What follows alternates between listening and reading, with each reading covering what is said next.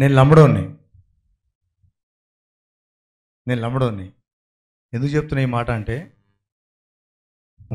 Plan చేసింది. అద్భుతమైన press meet ఏముంది అంటే, ఇందాక ప్రకాష్ అన్న మాట్లాడుతూ అవమానిస్తే కేసు అన్నాడు. వాళ్ళు రూపకల్పన చేసిందేమో ఇది సామాజికంగా మహిళలకు, సామాన్య మహిళలకు సంబంధించిన రూపం, ఇది దొరలకు సంబంధించిన రూపం కాదు అని ఇది రూపకల్పన చేసినామని కొంత మెదడు లేని మేధావులు కొంత చేరి దాన్ని ఒక రూపం, ఇది సామాన్యులకు చేరే విధంగా పోవాలని ఒక భాషను మాట్లాడిస్తూ ఒకవైపు నడిపించిండు. ఇంకోవైపు ఆయన కాంగ్రెస్ పార్టీ శాసనసభ్యులు, కాంగ్రెస్ పార్టీలో ఉన్న వాళ్ళు ఏమని చెప్తున్నారంటే, ఇందులో ఎస్సీలు ఆడొద్దు, ఎస్టీలు ఆడొద్దు, బీసీలు ఆడొద్దు. ఇదెక్కడ దుర్మార్గం, ఇదెక్కడ అన్యాయం? ఇది సామాన్య ప్రజలు జరుపుకునే తెలంగాణ తల్లిగా రూపకల్పన చేసిన మీరు మీ శాసనసభ్యులు మాట్లాడిన దాని మీద ఏమైనా చట్టపరమైన చర్యలు తీసుకుంటారా?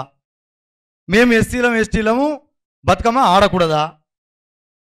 బతుకమ్మ ఇంకో స్టేట్మెంట్ ఏమి ఇచ్చినారు, ఎస్సీలు ఎస్టీలు బతుకమ్మ ఆడరు అన్నాడు. ఆడరు కాదు, గతంలో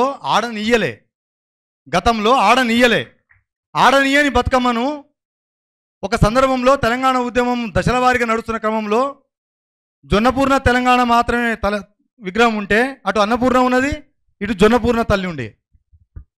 ఉవ్వెత్తున మహిళలు భాగస్వామ్యం కాకపోతే తెలంగాణ ఉద్యమం అద్భుతంగా పేలదు, అద్భుతంగా భాగస్వామ్యం కాకపోతే నష్టం జరుగుతుందని సోదరిమణి కవితమ్మ భుజాన్ని ఎత్తుకొని అందరినీ బహుజనులను బతుకమ్మ ఆడేట చేసి జొన్నపూర్ణ బతుకమ్మ తెలంగాణ తల్లిని ఇవాళ తెలంగాణ ఉద్యమ సమయంలో మనం తీసుకున్నాం.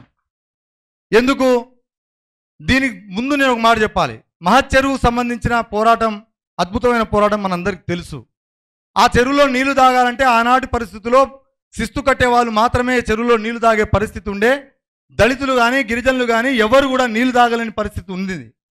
అంటే ఆ చెరువులో నీళ్లు తాగేది ఎవరు అంటే శిస్తుకు సంబంధించి కట్టిన వాళ్ళు మాత్రమే తాగడానికి అవకాశం ఉంది. 1927లో బాబాసాహెబ్ అంబేద్కర్ దాని మీద పెద్ద పోరాటం చేసిండు. దాన్ని కామన్ ట్యాంక్గా ఏర్పాటు చేయాలని పోరాటం చేసిండు. ఓటు లేని వాళ్ళ కోసం రెండో రౌండ్ టేబుల్ సమావేశం 1936లో అందరికీ ఓటు, అది ఇదివరకు శిస్తు కట్టే వాళ్ళకే ఓటు ఉంటే ఎస్సీ ఎస్టీ మహిళలందరికీ కూడా ఓటు కల్పించాలని రెండో రౌండ్ టేబుల్ సమావేశంలో బాబాసాహెబ్ అంబేద్కర్ కొట్లాడిన విషయాన్ని సందర్భంగా గుర్తు చేయక తప్పదు. అంటే గతంలో మాకు ఓటు లేదు అంటే మా ఓటు తీసేయాలన్నా వీళ్ళ ఉద్దేశం.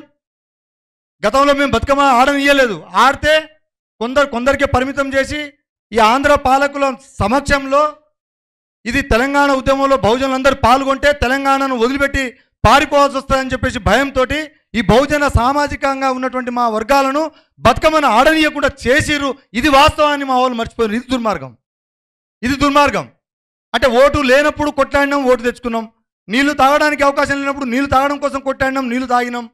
అంటే బతుకమ్మ ఆడాలి, మేము కూడా గొప్ప మహిళలు ఆడుతున్న బతుకమ్మను ఆ పూజ చేసే దాంట్లో మేము కూడా ఉండాలనుకోవడం తప్ప?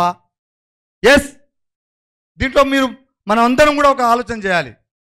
ఎన్ఎం శ్రీకాంత్ రెడ్డి మాట్లాడిన మాటల్లో బతుకమ్మ ఉండకుండా కామన్గా చెప్తున్నటువంటి దాంట్లో నాకు ఏమనిపిస్తుందంటే, ఇప్పటిదాకా తెలంగాణ ఉద్యమం నుంచి తెలంగాణ 10 సంవత్సరాల కేసీఆర్ గారి పాలనలో అద్భుతంగా మహిళలందరూ, మా గిరిజనులు, మా సోదరిమణి సీతక్క గిరిజన ఆదివాసీ బిడ్డే కదా, ఆమె కూడా డ్యాన్స్ చేసింది. మా మంగ్లీ ఎన్ని పాటలు రాసిందో మా సత్యవతి చెల్లి, ఆమె పాట రాసింది. అంటే వీళ్ళ భాగస్వామ్యమైనటువంటి వాళ్ళను పరోక్షంగా ఎన్ఎం శ్రీనివాసరెడ్డి గారు, రేవంత్ రెడ్డి చెప్పించిన మాట ఏంటంటే, మీరు ఇప్పటి నుంచి బతుకమ్మ ఆడొద్దు, ఎస్సీ ఎస్టీలు బతుకమ్మను అన్టచబుల్గా మీరు బతుకమ్మను ముట్టుకోవద్దు, బతుకమ్మను ముట్టుకోవద్దని పరోక్షంగా చెప్పినట్టుగా నేను భావిస్తున్నా. అంటే దీన్ని బట్టి అర్థమవుతుంది ఏంటంటే, రేవంత్ రెడ్డి పాలన చూపించే రూపం వేరు, కార్యాచరణ వేరే రకంగా పంపిస్తున్నట్టుగా దీన్ని బట్టి అర్థమవుతున్నది. మనం కూడా దయచేసి వేదిక ద్వారా ఆగమాగం కాకుండా కొంతమంది మనల్ని కన్ఫ్యూజ్ చేస్తున్నారు. అవసరం లేని అరెస్ట్ కూడా పుష్ప పేరు మీద అల్లు అర్జున్ అరెస్ట్ చేసిర్రు. ఈ పుష్పను ఎర్రి పుష్పం చేయడానికి, బతుకమ్మ పేరు మీద పెడుతున్న కార్యక్రమాన్ని డైవర్ట్ చేయడానికి, లగచర్ల భూముల మీద మా లంబడోల మీద పెట్టిన కేసులు డైవర్ట్ చేయడానికి ఆ పుష్ప అనే అల్లు అర్జున్ అరెస్ట్ చేస్తే ఈ దృష్టి మొత్తం అడిపోయి ఏ పని పాట లేకుండా తిరిగే పరిస్థితి వస్తుంది. ఇది మర్చిపోవాలి. ఇది వాస్తవం. ఇంత దుర్మార్గంగా ఆలోచిస్తున్నప్పుడు ఎంతో కాలం పోదలకు వచ్చినోడు ఎవడు ఇంతకాలం ఉండడు. పోదలకు వచ్చినోడు పోదలకు పోతాడు, పోక తప్పడు. ఎవరు ఎట్లా మాట్లాడినా ఎస్ ఇప్పుడు వీళ్ళు అన్నందుకైనా మేము మా తండాల్లో తెలంగాణ తల్లి విగ్రహం ఉంది, అవసరమైతే ఇంకా తండాల్లో నెలగొలుపుతారు. ఎట్లా ఆపుతారు ఆపురు బిడ్డకి చూద్దాం. ఇక ఎట్లా ఆపుతారు? ఏంది తమాషా ఇదేమన్నా? ఎవరికి జాగిరిది? తెలంగాణ కష్టపడి కొట్లాడి తెచ్చిన దాంట్లో మహిళల పాత్ర ఉందని నిదర్శనం, ప్రతీక తెలంగాణ తల్లి. జొన్నల పూర్ణ బతుకమ్మ తల్లి ఆ చేతిలో ఉంటేనే అద్భుతం. అసలు బతుకమ్మ అంటే వీళ్ళు చాలా కన్ఫ్యూజన్, మతోన్మాదానికి అనుకూలంగా మాట్లాడుతున్నారు. రేవంత్ రెడ్డి ప్లాను బీజేపీకి అనుకూలంగా మలిచే విధంగా వీళ్ళతో మాట్లాడిస్తున్నాడు. మనం గమనించాలి. దీంట్లో 3 రకాలు ఉంటాయి: స్పిరిచువల్స్, భక్తి, మతోన్మాదానికి సంబంధించిన రిలీజియన్. బతుకమ్మ అనేది భక్తి, ఇది జనరల్ ఎవరైనా చేయొచ్చు, సబండ వర్గాలు. ఇది భక్తి అనేది ఒక కల్చర్ సంబంధించిన అంశం కాబట్టి ఎస్సీలు, ఎస్టీలు, బీసీలు అన్ని మతాల వారు పూజించుకోవచ్చు. శ్రీరాముడు పూజించే దాంట్లో కూడా భక్తి కిందికి వస్తుంది, మతం కిందికి రాదు. ఇండివిజువల్ కిందికి వచ్చేది స్పిరిచువల్, ఆధ్యాత్మికం. నేను ఐలమ్మ తల్లిని, బందగిని, మా సేవలాల్ మహారాజును మేము పూజించుకుంటాం, నా ఇష్టం అది. కానీ భక్తికి వచ్చేసరికి భక్తి పేరు మీద బతుకమ్మను పూజించుకుంటా, తప్పేముంది? బతుకమ్మను పూజించకుండా మీరు దూరం పెడితే వాళ్ళ భయం వల్ల నాకు అనిపిస్తుంది ఏంటంటే, బతుకమ్మ తెలంగాణ తల్లి చేతిలో బతుకమ్మ కనబడితే కేసీఆర్ గారు గుర్తొస్తారు, కవితమ్మ గుర్తొస్తుంది. ఇక గుర్తు రాకుండా చేయాలి. వాళ్ళకి మహిళలను దూరం చేస్తున్నాం, ఏమైనా చేస్తాం, అరాచకం. మహిళలందరినీ దూరం చేస్తాం కానీ గుర్తు రావద్దు. ఎంత దుర్మార్గం! చరిత్రను ఎవరు రూపుమాపలేరు, చరిత్రను ఎవరు తురవలేరు. మీ తరం కూడా కాదు, రాసి పెట్టుకొని. మా లంబాడి బిడ్డలు ఇప్పటికీ బతుకమ్మ ఆడుతున్నారు. మూర్ఖులారా, కళ్ళు తెరువురి, జాగ్రత్తగా ఆలోచన చేయండి. చేయాల్సిన పనుల మీద దృష్టి పెట్టండి, మీరు ఇచ్చిన హామీల మీద దృష్టి పెట్టండి.